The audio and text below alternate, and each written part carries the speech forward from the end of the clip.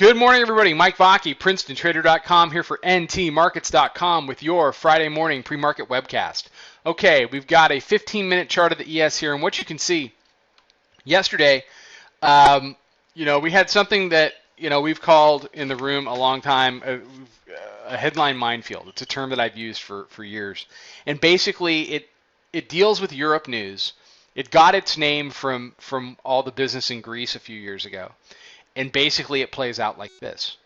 You have a rumor, usually on Twitter, usually unfounded, and usually by somebody with really no authority to make a rumor, okay? Literally the Minister of Fisheries in Luxembourg. That's what happened in Greece. And the rumor sends price in one direction. And you wait, because invariably the rumor gets denied. Yesterday's rumor was Putin was going to hold a press conference, okay?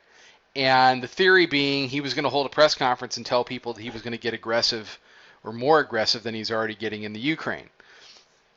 Let me say this. If they go into the Ukraine, they're not going to call a press conference. They're just going to go into the Ukraine. And we'll all have a press conference about them going into the Ukraine. But he's not going to call a press conference and say, I'm going to invade Ukraine's sovereignty. I mean, he's a pretty smart guy. So, you wait for the rumor to get denied as we're cascading lower here, back into that 65, 67 area. And we'll talk about that in a minute because it's getting important again right now. So down here, as we head lower, then, the Twitter rumor is that there isn't going to be a press conference. And what happens? The price reverses. So what we like to do is wait for the denial. And the denial, sometimes it'll get you 3-4 handles, sometimes it'll get you more. Typically, it goes back to where the trouble started, which in this situation was up at 80. Didn't do that, okay? And that's a chink in the bull armor for today. Plus, now they came down here and they made a higher low, but the close was incredibly weak. You see these 3 candles here. The close was very weak. And we've seen that weakness persist overnight. We're down 6 handles right now, and we're back to testing this key 65 to 67 area. Okay, so where do we go from here? It's pretty simple.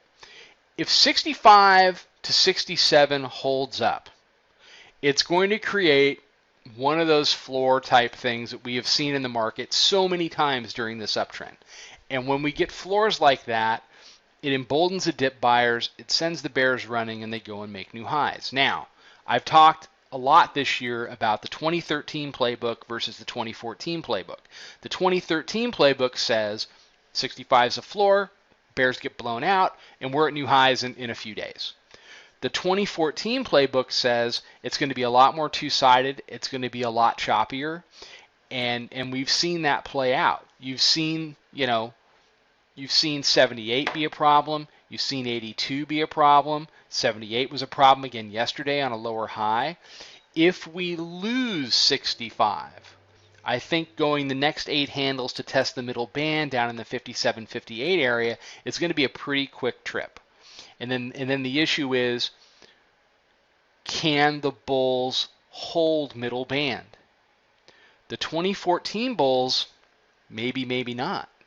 2013 bulls, it's no problem. Just go in there, buy the touch, and go. But the bulls, if we've learned nothing else from this year, it's that the bulls are not as strong as they were last year. Now, through the upper band, through the lower band, if we start to get into situations where we start to break back through middle bands without touching upper bands, that will start to tell me that there is an underlying shift going on in this market. From uber bullish uptrend to either more of a two-sided market or getting into a bear market where we need to have some kind of a significant correction. Touching that upper band with the bands not being all that extended should be very doable for the bulls. However, they are struggling. So if they continue to struggle, if they lose the middle band on a closing basis, that's going to set off some red flags for me, and we'll have to see how those play out in the next week. Okay, that's all I got. Follow us on Twitter at Princeton Trader. Check out the website. Come check out the chat room. Come take a trial. Come trade with us. We would love to meet you. And you know, I humbly think that we can really help your trading. We're helping a lot of people, and I'd like to help you too. Okay, I will be back Monday morning with another webcast. Have a fantastic weekend and trade them well, everybody.